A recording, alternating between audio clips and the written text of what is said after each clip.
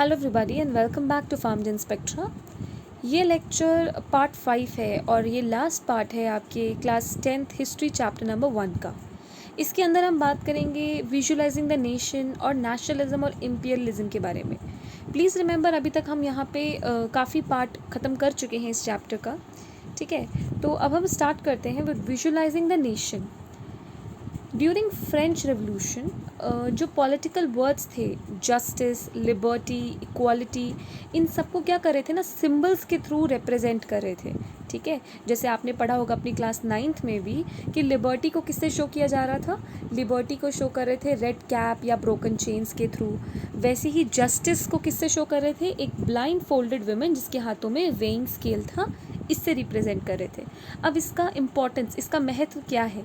इसका इम्पोर्टेंस ये था कि जो इंसान है, आम इंसान है, वो इमेजेस से ज़्यादा कनेक्ट करता है, ठीक है। अगर मैं आपको शब्दों में कोई चीज़ समझाऊंगी, ठीक है, आप उसको समझ जाओगे, लेकिन वही अगर मैं आपको इमेजेस के थ्रू दिखाऊंगी, अगर आपको सिंबल्स के थ्रू दिखाऊंगी, तो वो आपके लिए याद रखना ज़्यादा आसान है।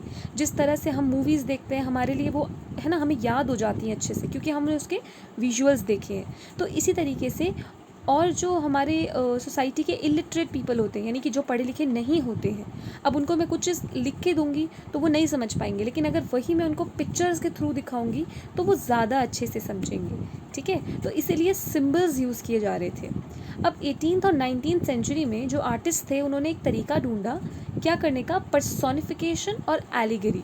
ये आपके दो लिटरेरी डिवाइसेस हैं जो आपने इंग्लिश में भी पढ़े होंगे, द पोएटिक डिवाइसेस, ठीक है। अब इनका मतलब क्या होता है? पर्सोनिफिकेशन का मतलब होता है जब आप किसी चीज़ को, किसी नॉन लिविंग चीज़ को ह्यूमन कैरेक्टर्स देते हो। जैसे आप कहोगे द मून इज़ वॉकिंग। अब मून तो नहीं चल रहा है, ठीक है, मून चलता नहीं है, लेकिन चलना किसका कैरेक्टर है? ह्यूमन का कैरेक्टर है। तो आपने जब उसको वो कैरेक्टर्स दे दिया, आपने जब उसको ऐसा शो किया as if the moon is walking, तो आपने मून क्या पर्सोनिफिकेशन किया। तो आर्टिस्ट ने क्या किया था 18th और 19th सेंचुरी में, उन्होंने जो नेशन है, आपका नेशन क्या है? नेशन कोई चीज़ तो नहीं है, ठीक है, कोई चीज़ नहीं है, कोई इंसान नहीं है, it is an abstract form. इसको नेशन को ऐसे शो किया जैसे नेशन क्या हो, जैसे आपकी कंट्री क्या हो, कोई इंसान हो, as if the country is a person. देखिए, तो बेसिकली नेशन को किस तरह पोर्ट्रे किया? फीमेल फिगर की तरह, यानी एक औरत की तरह पोर्ट्रे किया। अब ये औरत जो मैं यहाँ बोल रही हूँ, ये कोई रियल लिविंग लेडी नहीं है कि मतलब किसी लेडी से कंपेयर किया, किसी का ऑलरेडी एग्जिस्टिंग लेडी का नाम दे दिया, नहीं, ऐसा नहीं किया था। बल्कि उन्होंने फीमेल फिगर्स को यूज़ किया था नेशन को रिप्रेजेंट करने के लिए, फीमेल फिगर को सिंबल की तरह इस्तेमाल किया है। तो जो हम यहाँ पे ऐसे यूज़ करते हैं किसी रियल पर्सन को, ठीक है, टू एक्सप्रेस एन आइडिया, तो that is called allegory. So allegory is a abstract concept. इसमें हम करते क्या हैं, कोई भी अपना एब्स्ट्रैक्ट आइडिया, जैसे कि लालच यानी ग्रीड, फ्रीडम, लिबर्टी, इन सबको जब हम एक इंसान या एक चीज़ के थ्रू रिप्रेजेंट करते हैं या एक्सप्रेस करते हैं तो उसको हम एलिगरी बोलते हैं। तो 19th सेंचुरी के अंदर जो फ्रेंच आर्टिस्ट थे उन्होंने एलिगरी का बहुत यूज़ किया। दो एग्जाम्पल आपको दिए हुए हैं, दो लेडीज़ के नाम है, number 1 is Germania and number 2 is Marianne. तो जो आपकी मैरियन थी उनको क्या किया गया है, इनका सिंबल किस चीज़ का माना गया है? So here you can see वो किसको सिंबलाइज कर रही हैं, she is symbolising liberty and the ideas of Republic. तो फ्रांस के केस में इनको यूज़ किया गया था, आपकी इस लेडी जिसको मैरियन बोला गया है, उनको किस चीज़ को शो करने के लिए यूज़ किया था? लिबर्टी को, ठीक है। इन्हीं की जो इमेजेस थी उनको कॉइन्स पे, स्टैम्प्स पे भी छाप दिया गया था। और मतलब बेसिकली उनके जो स्टैचूज़ थे वो भी इन्होंने इरेक्ट करे, यानी खड़े कराए पब्लिक स्क्वायर्स में, ताकि लोगों को याद रहे, जब जब लोग इनको देखें उनको याद रहे कि it is the national symbol of unity, यानी ये एकता का सिंबल है, ठीक है। सो ये आपका फ्रांस में हुआ। सिमिलरली जर्मनी में भी जो एलिगरी नेशन के लिए यूज़ किया गया, पूरे नेशन के लिए जो एलिगरी यूज़ किया, वो भी एक फ़ीमेल फिगर ही थी जिनका नाम था जर्मेनिया। सो आपके जर्मेनिया को अगर आप देखेंगे, जो पिक्चर्स में देखेंगे अपनी बुक में, तो उन्होंने क्या पहना है? एक क्राउन यानी एक ताज पहना है ओक लीव्स का। और आपको पता होना चाहिए जर्मन ओक जो है वो किसके लिए स्टैंड कर रहा है? For heroism. So what is heroism? Heroism आपका जो एक्ट ऑफ ब्रेवरी होता है ना, मतलब एकदम बहादुर था, उसको हीरोइज्म बोलते हैं, ठीक है, तो यहाँ तक हमने डिस्कस किया कि कैसे फीमेल फिगर्स को यूज़ किया गया है यहाँ पे। ओके, और फ्रांस के केस में मैरियन को यूज़ किया है, the name of the lady, and similarly Germany में जर्मेनिया। ये कुछ आपकी बुक में सिंबल्स और उनके मीनिंग्स दिए हुए हैं। जब आपका लिखा हो ब्रोकन चेन का मतलब क्या होता है? बीइंग फ्री, यानी आज़ाद होना। सिमिलरली और भी बहुत हैं, breast plate with the eagle, जिसका मतलब होता है आपका जर्मन एम्पायर की स्ट्रेंथ को शो करना।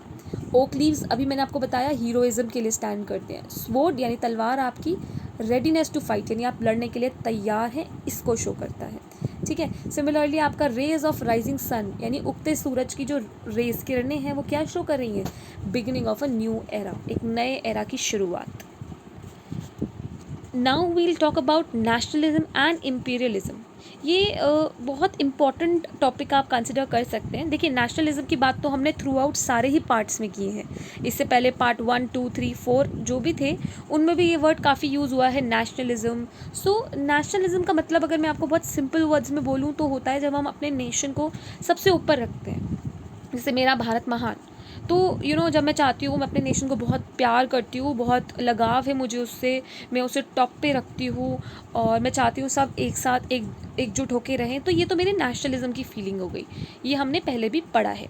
एक नया शब्द यहाँ पे आता है, वो है इम्पीरियलिज्म। तो ये क्या है? देखिए, imperialism refers to the policy of extending the rule and authority of an empire और a nation over foreign countries. यानी कि जब आप दूसरे के नेशन पे या दूसरे की कंट्री पे भी अपना रूल बढ़ाना चाहते हो, एक्सटेंड करना चाहते हो अपनी अथॉरिटी को, और उनकी इंडिपेंडेंस लेके उनके ऊपर एक अपना होल्ड बनाना चाहते हो, that is the act of imperialism. तो जैसे 18th-19th सेंचुरी में क्या हम देख रहे थे कि यूरोप जो है उसमें बहुत कियोस चल रहा था। बहुत कियोस यानी बहुत मतलब एक स्मूथ रनिंग नहीं थी। ठीक है, और 1871 के बाद जो हमारा नेशनलिज्म इन यूरोप का कॉन्सेप्ट था उसमें काफ़ी चेंजेस देखे गए। क्यों? क्योंकि जो नेशनलिस्ट ग्रुप थे ना यूरोप के, उनकी आपस में ही बनना बंद हो गई। वो आपस में ही काफ़ी झगड़ा करने लगे, जिसका फ़ायदा किसने उठाया? मेजर यूरोपियन पावर्स ने, जिनका क्या नाम है? रशिया, जर्मनी, इंग्लैंड, आपका ऑस्ट्रिया हंगरी वाला एरिया, इन सब ने फ़ायदा उठाया यूरोपियन, जो नेशनलिस्ट यूरोपियंस थे उनके बीच की लड़ाइयों का, क्योंकि उनका एम था फॉर द इम्पीरियलिज्म, कि वो इम्पीरियलिज्म लेकर आएँ, किससे? नेशनलिज्म को हटा के शिफ्ट करें टूवर्ड्स इम्पीरियलिज्म। अब जो बहुत सीरियस प्रॉब्लम या आपका सोर्स ऑफ मेजर जो टेंशन सोर्स था वो क्या था? द एरिया जिसको हम बोलते हैं बल्कान्स। देखिए, ये बल्कान्स के ऊपर क्वेश्चन अक्सर पेपर में पूछा जाता है, and then we get a confusion कि ये है क्या? ये किसी इंसान का नाम है, किसी जगह का नाम है, ये क्या है? तो बल्कान क्या है? एक रीजन था जो जोग्राफिकली और एथिकली बहुत ज़्यादा डाइवर्स था। ठीक है, अब एथनिक जो मैं वर्ड यूज़ करती हूँ तो मतलब यहाँ पे अलग अलग कल्चर्स के लोग, अलग अलग ट्रेडिशंस के लोग जो थे वो यहाँ रह रहे थे।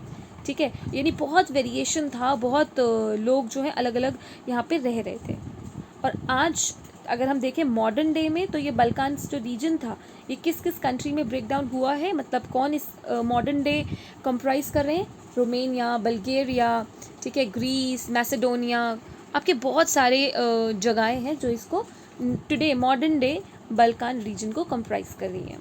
ठीक है, अब जैसे मैंने कहा यहाँ पे बहुत सारे डिफरेंट एथनिक लोग और डिफरेंट कल्चर के लोग थे, तो वो साथ में तो रह रहे थे, और इनको साथ में कलेक्टिवली हम एक टर्म यूज़ करते हैं जिसको हम क्या बोलते हैं? स्लाव्स, SLAVS, स्लाव्स, यानी इकट्ठे हम इनको क्या बोलते थे? स्लाव्स बोलते थे। ओके, अब क्या हुआ, इनको आपके जो बल्कान का रीजन है इसको कौन रूल करता था पहले? Ottoman empire. ओटोमन एम्पायर का नाम मैंने लिया है अपने पिछले लेक्चर के अंदर। ओटोमन एम्पायर जो आपकी इस्लामिक एम्पायर थी ना, मुस्लिम एम्पायर थी, यस वही एग्जैक्टली। तो इस बल्कान रीजन के ऊपर ओटोमन एम्पायर ही अपना रूल जो था वो बनाए हुए थी। लेकिन नाउ व्हाट हैपेंड वाज, धीरे धीरे ओटोमन एम्पायर का डाउनफॉल हो गया, यानी वो ढीली पड़ गई, उसका जो रूल था, शासन था, वो हल्का पड़ गया। ठीक है।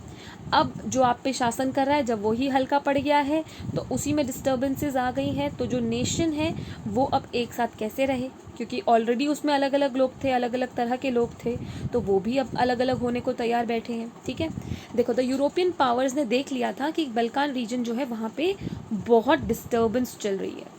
ठीक है, तो जो आपका ओटोमन एम्पायर भी, जैसे ओटोमन एम्पायर का भी डाउनफॉल हुआ, फिर तो ये एरिया बहुत ही टेंस और वोलेटाइल बन गया, क्योंकि ओटोमन एम्पायर अपने आप को दोबारा से स्ट्रेंथन कर ही नहीं पा रही थी मॉडर्न आपके मेथड्स अडॉप्ट करके, मतलब बहुत कुछ करने की कोशिश करी गई लेकिन वो वापस से स्ट्रेंथ में नहीं आ पाई। European subjects had begun to break away from the Ottoman empire, यानी अब क्या हुआ, अब जो आपके मैंने जैसे कहा कि आपके बल्कान रीजन में बहुत अलग अलग तरह की कंट्रीज़ जो थी वो जुड़ी हुई एक साथ रह रही थी। ठीक है, तो अब क्या हुआ, जैसे ही ओटोमन एम्पायर का रूल हटा, उनकी पावर कम हुई, वैसे ही सब बोलने लगे भाई हम तो अपना अलग अलग हिस्सा लेंगे और अलग अलग हो जाएंगे, इस बल्कान रीजन का पार्ट नहीं रहेंगे, हमको अपनी पर्टिकुलर इंडिपेंडेंस चाहिए और अपनी अपनी आइडेंटिटी चाहिए। ठीक है, तो यहाँ पे जैसे मैंने मेंशन है, the Balkans claimed independence and a separate political identity. इन्होंने आर्ग्यू किया कि मतलब पहले से इनके ऊपर फॉरेन कंट्री का रूल था, तो अब ये और रूल में नहीं रहना चाहते हैं किसी और के, and now they want to expand their territory. ठीक है, और ये एक दूसरे से इतना चिढ़ते, देखो दे वर जेलस, ये एक दूसरे से ही इतना जेलस थे कि ये चाहते थे कि हमारा जो है हम दूसरे की भी अपने अंडर लेके टेरिटरी बढ़ा लें। देखिए आप इसको कुछ ऐसा समझ सकते हैं कि ये जैसे बल्कान का रीजन है, यहाँ पे अलग अलग एथनिसिटी के लोग रह रहे थे, तो अब जब ये डिसइंटीग्रेट हो रहे हैं, यानी जब ये टूट रहे हैं, तो सब क्या चाहते थे कि मैं ज़्यादा से ज़्यादा अपने साथ जो एरिया है ना वो ले लूँ, यानी ये सारा एरिया मैं ले लूँ, ये नंबर 1 चाहता है, वैसे नंबर 2 भी चाहता है मैं भी सारा एरिया अपने अंदर ले लूँ। ठीक है, तो ये इसमें प्रॉब्लम्स था। आगे बढ़ते हैं। Intensifying the tension further was the rivalry between European power over trade, और आगे चलते हुए ट्रेड, कॉलोनीज, मिलिट्री, इन चीज़ों के ऊपर भी बहुत लड़ाइयाँ हुई। ठीक है, तो अब बेसिकली जैसे ये आपस में तो लड़ ही रहे थे कि इनको पावर मुझे चाहिए, यू नो मेरे को ज़्यादा टेरिटरी मिलेगा, तो इसी का फ़ायदा उठाते हुए जो हमारी सुपर पावर्स थी, जैसे रशिया, जर्मनी, इंग्लैंड, ये सब आई, इन्होंने उनकी लड़ाई के बीच में एक्सटर्नली आके लड़ाई को और बढ़ा कर दिया। ठीक है, जब तक बात बल्कान्स की आपस में थी तब तक फिर भी थोड़ा मैटर जो था सेटल था, मतलब हो रही थी प्रॉब्लम्स, लेकिन उतना हाई लेवल पे नहीं था। लेकिन जब ये सुपर पावर्स इसके बीच आ गई और इन्होंने भी अपना बोला कि ठीक है हम आपको सपोर्ट करेंगे, हम इस पार्ट को सपोर्ट करेंगे, तो इतनी ज़्यादा ये फाइट बढ़ गई कि फर्दर इन लड़ाइयों में, इन राइवलरी ने किस में जाके टर्न किया, into the first world war. तो जो फर्स्ट वर्ल्ड वॉर थी, it was somehow because of this Balkan region. ठीक है, तो आपको बल्कान्स और फर्स्ट वर्ल्ड वॉर के बीच का जो ये लिंक है ये पता होना चाहिए। अब इसी के साथ आप जब देखेंगे आपकी बुक में एक और टॉपिक है जिसमें एंटी इम्पेरियलिज्म के बारे में बताया है, यानी ये सब देख के ये फर्स्ट वर्ल्ड वॉर के बाद काफ़ी और देश, जैसे इंडिया भी एक एग्जाम्पल है, उनके अंदर भी एक भावना जाग गई कि नहीं अब हमको जो है हमको इंडिपेंडेंस चाहिए, हमको अपना नेशन स्टेट अपना अलग बनाना है, अपनी आइडेंटिटी चाहिए। ठीक है, तो देखिए every country developed its own specific nationalism, अब सब में नेशनलिज्म होने लगा और सबका एक ही कॉमन आइडिया था, वो क्या था, the idea of organizing societies as a nation state, यानी अब हमको अपनी नेशन स्टेट चाहिए। Okay, so that is all for this particular chapter. आपका जो ये पहला चैप्टर था ये यहीं पे ओवर होता है। इससे रिलेटेड आपको कोई भी डाउट हो, कोई भी इशू हो, तो please let me know in the comment section. I am planning कि इसके बाद बहुत जल्दी हम एक वीडियो बनाएंगे जिसमें हम एक पूरा ओवरऑल रिवाइज करें फ्रॉम दी बिगिनिंग, पार्ट 1 से लेके पार्ट 5 को पूरा रिवाइज कर दें, जिसमें आपको एक ही लेक्चर में पूरा जिस्ट मिल जाए। ठीक है, वो बहुत शॉर्ट में होगा। सिमिलरली उसी में हम और भी कुछ क्वेश्चंस जो आपके एग्जाम्स में आ सकते हैं, सम इम्पॉर्टेंट क्वेश्चंस, उसको भी इनकॉर्पोरेट करने की कोशिश करेंगे। सो that is all for now. Thank you for watching and keep learning.